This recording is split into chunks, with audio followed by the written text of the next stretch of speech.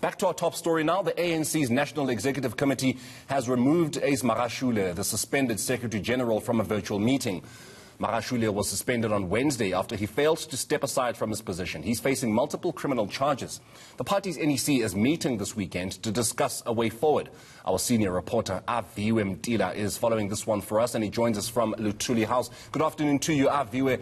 What exactly do we know regarding the details surrounding Magashule's removal from this meeting? Well, he logged in, Morena, as that meeting started, but we heard that some 2 hours ago he was subsequently removed from that virtual meeting that's currently underway. It's the NEC virtual meeting that we hear is quite heated, especially around the defiance of the ANC SG, Ace Magashule. You'd understand that he's been called out for being defiant around his suspension. You remember some of the stipulations around his suspension, him not being allowed to act in the SG position, him not being allowed to represent the party in any manner, whether it's public or internal matters of the ANC, and him not even allowed to talk and discuss matters of his suspension or the organization or the step-aside resolution, that contentious resolution, which we do understand, as you mentioned earlier on, that he's already talking about it in the interview. So he's been seen as defiant. Even the Women's League has since subsequently distanced himself from a meeting that they themselves had, a heated meeting from the ANC Women's League yesterday. But you do understand that this is all around the corruption allegations that are plaguing the party, not only from the ANC SG, but one person that knows this quite extensively is journalist and author Peter Louis Myburgh, who is the author of Gangster State. Let's just take a listen on what he had to say to eNCA a bit earlier on.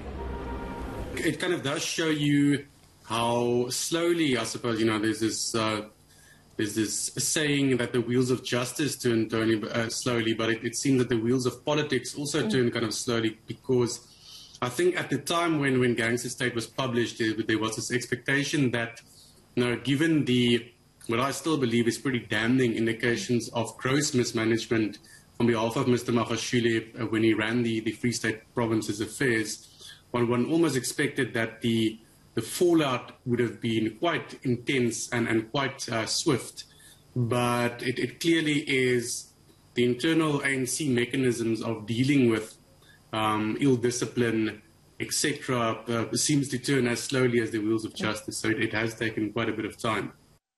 Of course, our viewer, one of the things top of the agenda this weekend is the way forward. So what exactly is the way forward?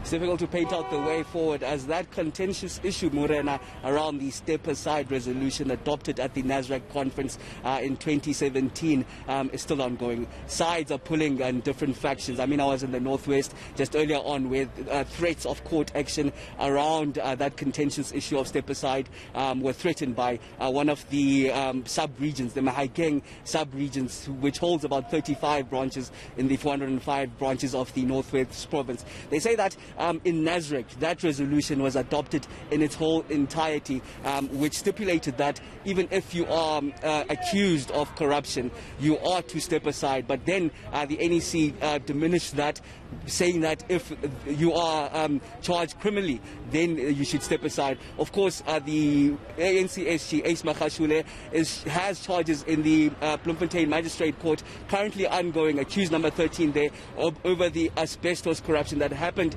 in the Free State while he was still the Premier. You understand that some 255 million rands worth of corruption that he's being charged of happening under his watch. Now, that's something that also Peter Louis Myburgh has been looking at it quite extensively. Let's just listen in on him once more.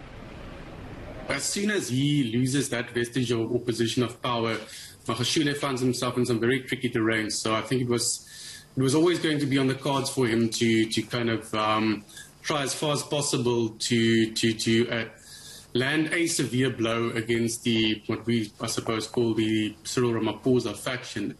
However, it does seem that the timing, or this time around, the support for that grouping is not of a sufficient nature to really, allow for the party to consider the suspension of President Ramaphosa as anything being serious. The law enforcement process is far more important for us in terms of what happens there when we uncover this kind of corruption.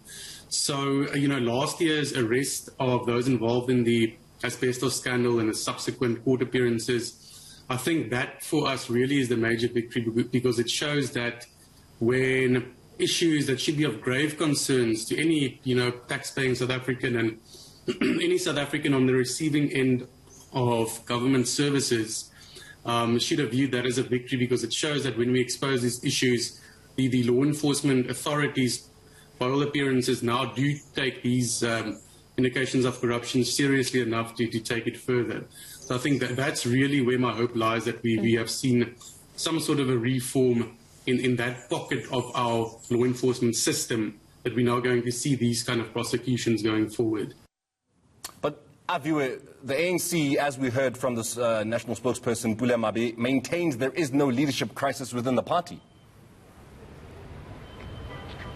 Certainly does, but you'd ask the timing of all these divisions and disunity. The party itself calls for unity time and again. You'd hear it from President Cyril Ramaphosa. You heard it yesterday from the ANC Women's League calling for the party to unite, but there are clear divisions. Party pulling apart in different directions. Factionalism at its rifest in the African National Congress.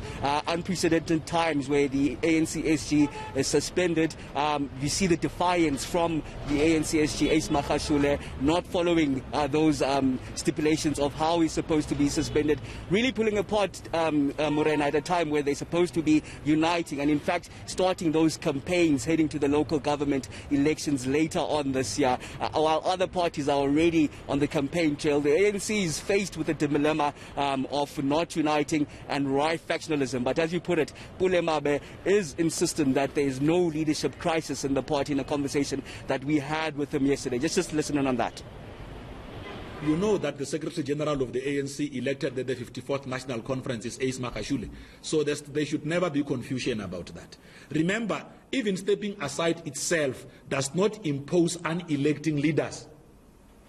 There's never been an intention. The stepping aside doesn't say we are unelecting leaders. We have only said, because when you step aside, you are not stepping down. The resolution coming out of the 54th National Conference, dealing with the credibility and integrity of the African National Congress, presupposes that when members of the African National Congress are facing serious charges, they should then, and indicted in a court of law, they should then be accorded the space to step aside, deal with those matters. The terms of conditions now set up through a team led by our Treasurer General, Comrade Paul Mashatile, suggest that monthly you should report to your secretariat, and that every 6 months there should be a reviewal of sort. So the ANC is quite clear in terms of how it executes and carries forward its decisions. So it's not fair, it's entirely unfair to suggest that the organization we lead is leaderless. I mean, we have brought you here at the Revolutionary House to come and clear all of these issues and share with you our agenda. Right, we'll leave it there for now. That is our senior reporter, Aviwe Mtila, coming to us from outside Luthuli House.